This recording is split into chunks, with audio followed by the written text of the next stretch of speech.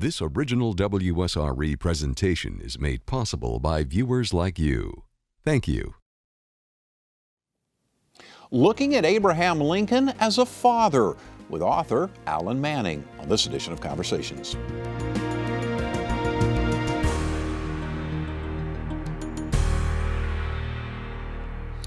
Abraham Lincoln was one of the most significant figures in American history. Much has been written about his presidency, but author and presidential historian Alan Manning decided to view Lincoln in a different light, as a father. Manning's book, entitled Father Lincoln, delves into the president's life as a dad. The book gives the reader a unique perspective on the family life of a man many consider America's greatest president. This is Manning's first book, but presidential history is his passion. Manning had a notable legal career, working for 25 years as a lawyer at firms in California and Florida. In 2012, he stepped away to pursue research, writing, and teaching. We're pleased to have Alan Manning on this edition of Conversations. Thank you for joining us. Thank you for having me, Jeff. I am curious. This is a unique approach to writing about President Lincoln. President Lincoln, the father. Why write this book? I was looking for a topic on a president, and there were two things that I wanted to cover. I wanted first to find a president where there was a story that had not yet been told. And I was surprised to find out that there had never been a book-length work on Abraham Lincoln and his role as a father. Lots of other books about Lincoln, his presidency, his marriage, his health, but no one had written a book on his fatherhood roles. And so I saw an opportunity there. The other thing I wanted to do was I wanted to have a book that had what I call cross appeal, that would be more than just about Lincoln. 10 years ago, Doris Kearns Goodwin wrote Team of Rivals, and it was the story about how Lincoln surrounded himself in his cabinet with his political rivals, men who would run against him for president, who thought they should be president, who thought they could do a better job. But he used them very effectively to make his presidency more successful and make his handling of the war more successful.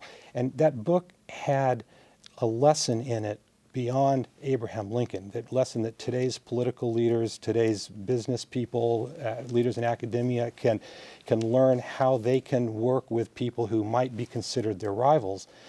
I wanted to write a book that also had sort of a dual purpose, and I saw the potential in this story here for this to be not only a book about Lincoln, but a book about fatherhood and how people, men who have jobs, who have busy careers, who may be ambitious, can balance that career with their roles as fathers. What kind of father was Lincoln?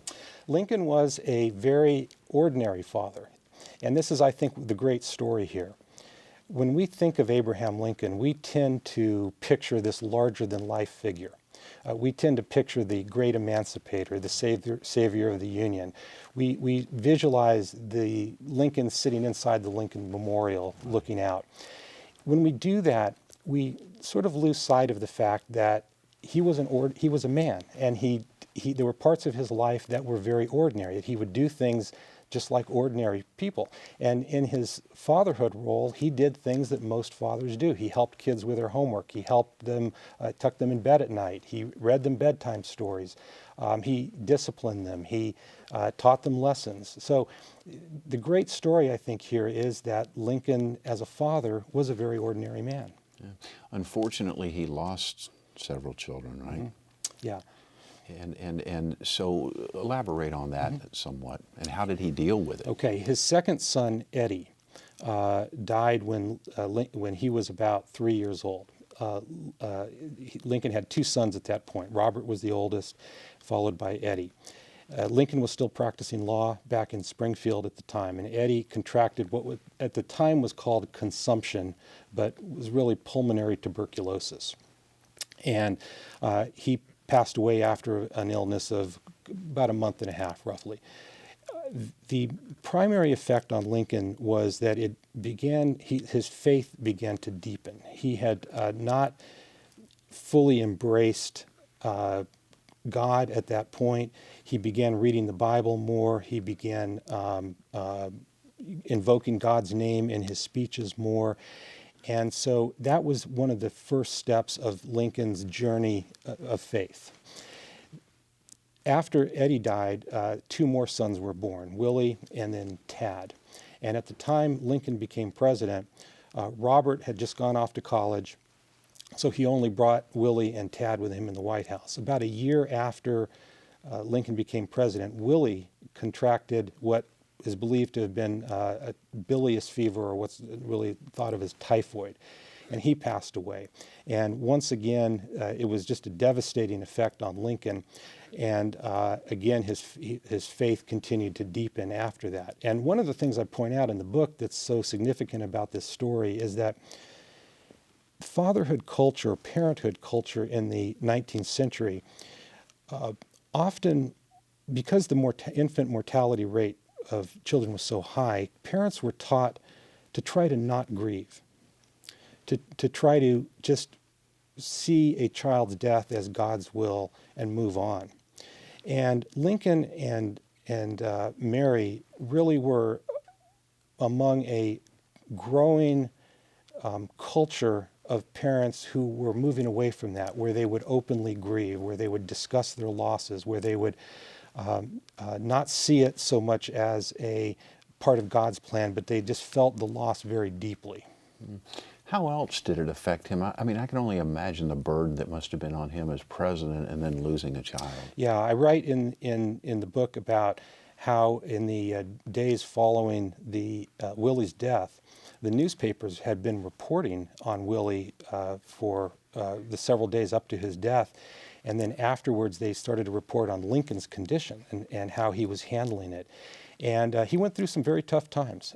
He actually went over to the cemetery twice in the week after Willie's death, and by himself, and opened the casket and just gazed at Willie's body. It was a very deep loss for him. How about Mary? How did she handle it? She was equally devastated. I write in there when Eddie died, she wouldn't eat. She was, and then when Willie died, she locked herself in her room. She wouldn't even go to his funeral. And in fact, there were two young playmates of Tad and Willie that she would not allow them to come to the funeral because they reminded her of Willie, and then she wouldn't even go to the funeral herself. Did the death of those two sons, did it change the Mary and Abraham's marital relationship? Not really. The only thing that it did do was later on in the book I talk about the issue of Robert wanting to join the army, and Mary in particular was opposed to it because she feared that he would then get killed and then they will have lost a third son. So it was really more of an impact on Lincoln's presidency and whether he should let his son go off to war than an impact on their marriage. As time went on, what kind of relationship did he have with his surviving sons? He became very close to Tad. When Willie died, Robert was off at college, and Robert would come home and Lincoln would spend time with him, and I chronicled that in the book, but Tad was in the White House every day. And Lincoln became Tad's primary playmate. And Tad was famous for barging into cabinet meetings and just demanding lots of Lincoln's time. And they became really close.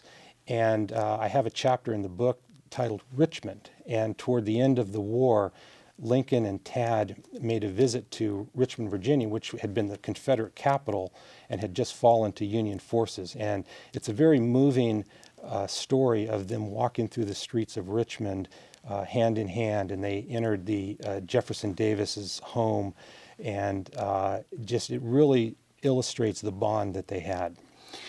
Speaking of fathers, from what I've read in your book, it doesn't appear that Abraham Lincoln had the same sort of supportive relationship with his father Thomas as he did with his children. Can you tell us more about that? Yeah, he had a very difficult relationship with Thomas. Thomas was a 18th century patriarchal father who saw life out on the frontier as all you needed.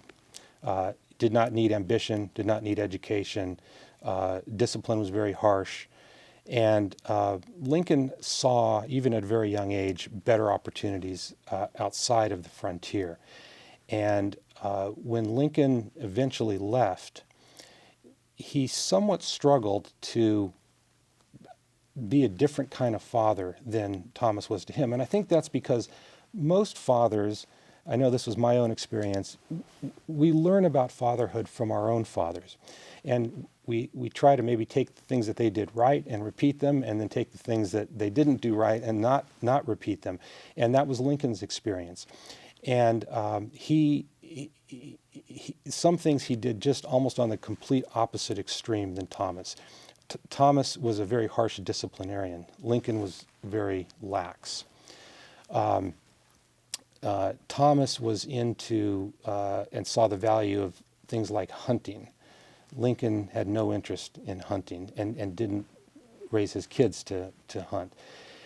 In a lot of ways, Lincoln tried to distance himself from his father. I read in here, I believe, that his father thought he was lazy because he would read and study. Yeah, there's one story about Thomas destroying some of the books that Lincoln was reading because he thought that it was taking too much time away from his work. Yeah, and I think he says somewhere along the way that he made the comment to someone that if he'll probably turn out okay if I can get him away from the books or something of that nature. And that just seems hard to imagine because Abraham Lincoln, what kind of lawyer was he? Yeah, he was highly successful, very busy, and he loved his career. He back at that time, there was generally not enough work in a town the size of Springfield, Illinois, to support a lawyer full time. So most of the lawyers did what they call ride the circuit. And that is, there would be 2 seasons a year where for a couple of months, a group of lawyers and a judge would get on their horses and they would travel from small town to small town throughout Illinois and take care of legal matters in those towns that could not support even one lawyer. And it was a great learning experience for Lincoln, but it took him away from his family, of course. But he loved doing it. And in fact, they still are finding records all over Illinois from old courthouses where he would handle these cases. But he loved the practice of law. And it led to politics, but what a lot of people don't know about Lincoln is that his career before becoming president was primarily that of a lawyer. If you had asked him in 1860 when he's running for president, what's your occupation? It would have been lawyer. The sum total of Lincoln's political experience before he became president was 2 years in the House of Representatives, 12 years before he became president, and then a few years in the Illinois legislature before that. He did run for the Senate unsuccessfully a couple times, but his career was really that of a lawyer. Now, let me ask you this. We know what kind of president he was, but what kind of politician was he? Yeah. Well, he was obviously very good because he at least as far as running for president, he was very shrewd. He was very he was able to really connect with people, and that made him successful. So, which brings me to my next question, because I've always been curious, in today's world that relies so much on media, so much on television, things of that nature, would he have been successful as a politician in today's world? Yeah, probably not. Probably not. Probably not. Why? Well, he was not physically attractive, and that seems to play a role some today. I think he had a very logical mind, and he was a good debater. He participated in the Lincoln-Douglas debates, which was actually for the Senate, not for the presidency. A lot of people think they debated for the presidency, but they actually debated for a seat in the Illinois, U.S. Senate from Illinois. But I guess my sense is that television and some of the negative ads that run today that maybe wouldn't have been the best way for him to portray himself. What made him such a great president? He was president at probably the most difficult time in our history, and he had a lot of very, very difficult decisions to make. And I think the way that he handled the war, ultimately, he had some problems early on, but ultimately he guided the war to a successful end. I think his willingness to address the slavery issue when no prior president was willing to do that.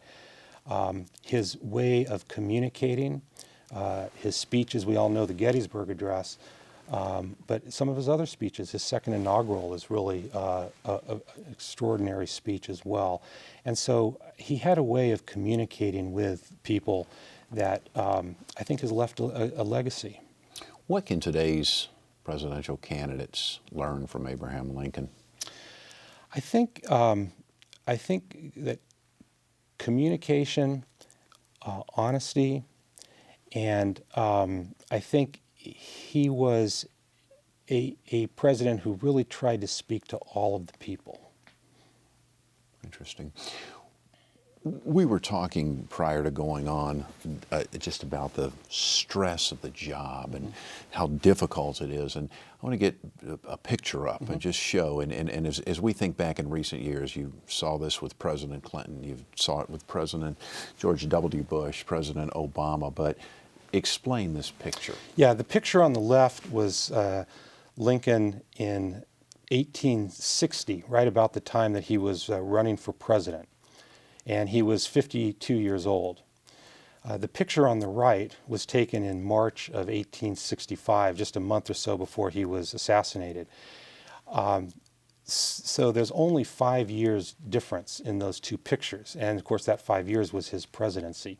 And it does show in the book, I refer to it as the burden of the presidency, and it really shows the aging that went on. He went from what I think most people would say was a relatively youthful-looking 52-year-old Right. to a 56-year-old who looks much older than his years. Yeah, and as I mentioned before, just in recent years, it's quite noticeable with basically all three of those that I've mentioned. You're a presidential historian; you study that. What do we as citizens fail to realize about the stress of the job? It's tremendous. They have in their hands people's lives. Anytime there's a decision that needs to be made to send people off into battle or dangerous situations, and they carry that burden. I know President Bush, the last President Bush, would talked about how he would always make it a point to meet personally with the families of soldiers who were killed in the Iraq War, and what a difficult thing that was. But he felt that it was important to do. You are constantly criticized, constantly criticized. Newspapers, TV, and so you wake up every day getting hammered from all sides on different issues. You get blamed for things that are not necessarily your fault. Sometimes you take credit for things that you didn't necessarily do, but it's a very difficult job to do, and there's a heavy physical price that tends to get paid. And I heard someone say, when this makes a lot of sense, every decision the president makes is a difficult, hard decision, because all the easy ones are made by people. If it reaches a president's desk, it's usually a hard decision. That's exactly right. It's a hard decision. What makes a great president?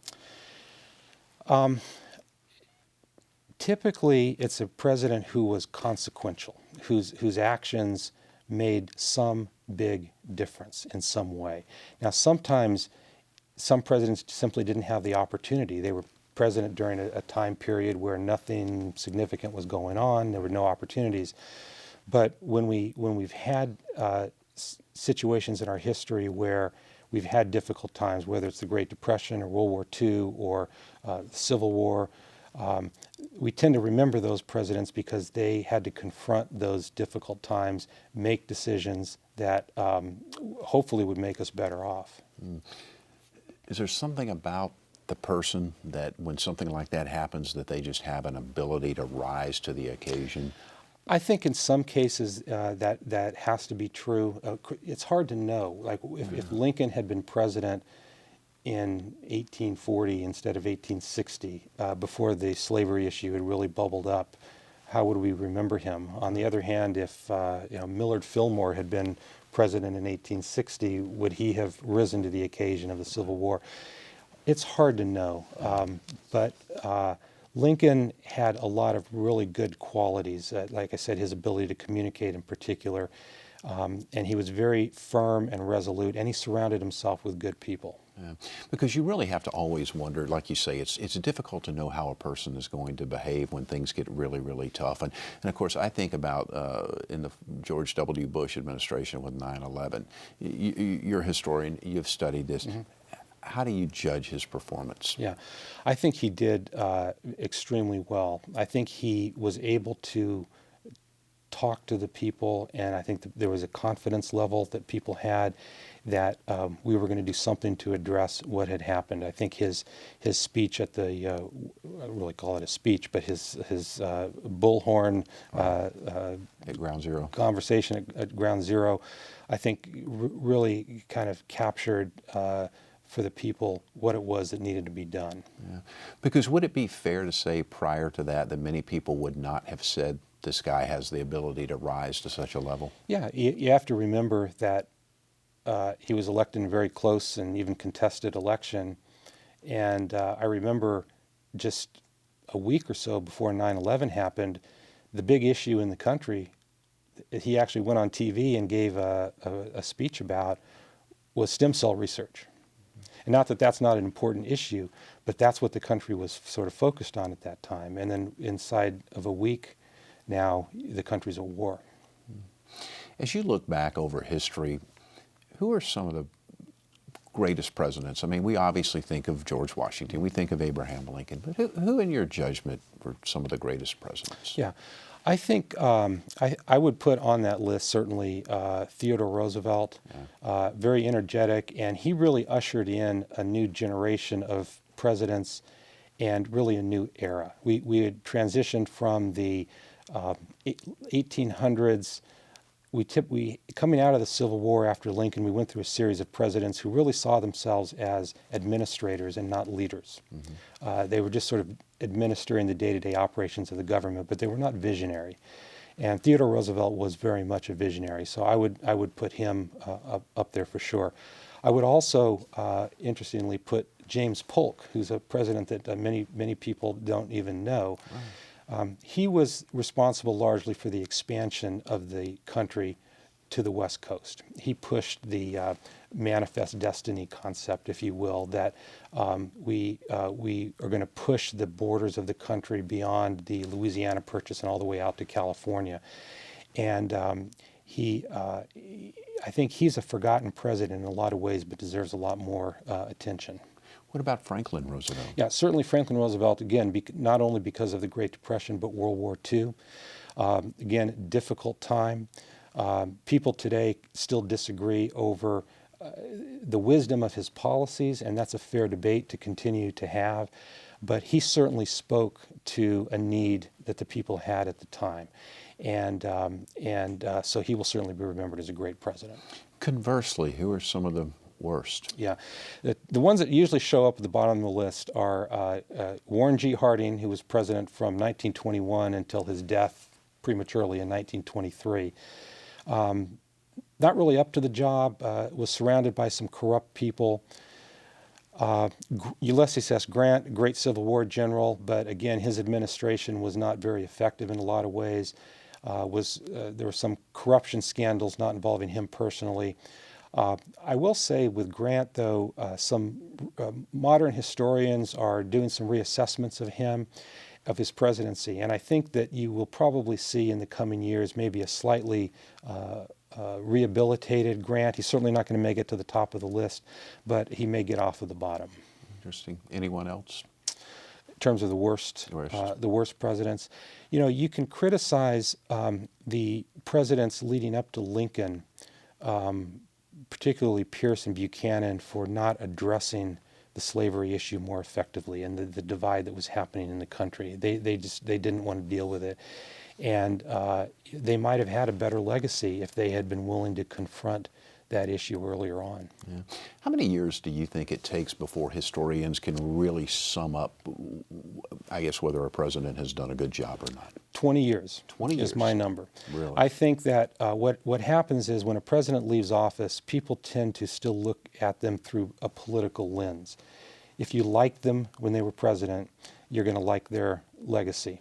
If you didn't, you're going to criticize them. I think once they've been out of office 20 years and that time has passed and people are able to step back and look at what they did more objectively, not as a Republican or a Democrat or a liberal or conservative, but just as whether it worked or didn't work, I think 20 years is about the number. For example, I think right now we're really just starting to get more objective analysis of Ronald Reagan. Some of the people who criticized him when he was president, I think, are starting to really come around and see some of the great things that he did. Richard Nixon, who left office as probably one of the most unpopular presidents in history in 1974, by the time he died in 1994, historians were starting to reassess his presidency in a lot of ways. He'll never escape the Watergate scandal, and that was a black mark on his record. But people are starting to look more at the other things that he did and reassess his presidency that way. But it took 20 years plus. It's fascinating. It's, you know, it really is. I mean, we could talk for several hours about this. The name of the book is Father Lincoln, and I'll close out here and tell me what you want people to take away from this book.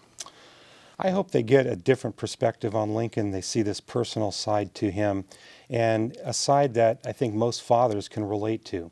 And I think also that he was at his best as a father when he combined his career with his roles as a father. We often come home from work, we're very tired, we want to put a wall up, not talk about our day at the office with the kids. But our kids need to see what we do. They need to know the value and the dignity of our work.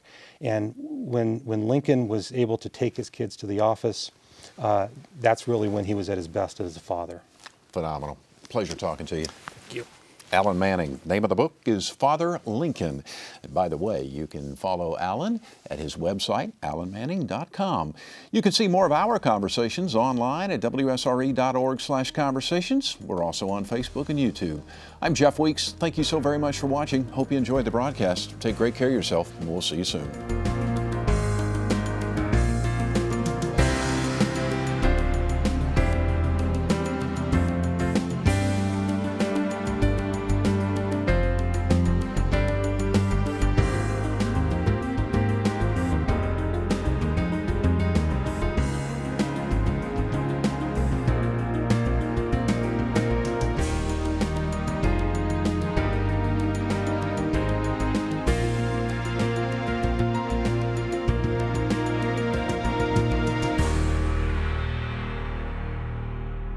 Support for this program is provided in part by these corporate sponsors.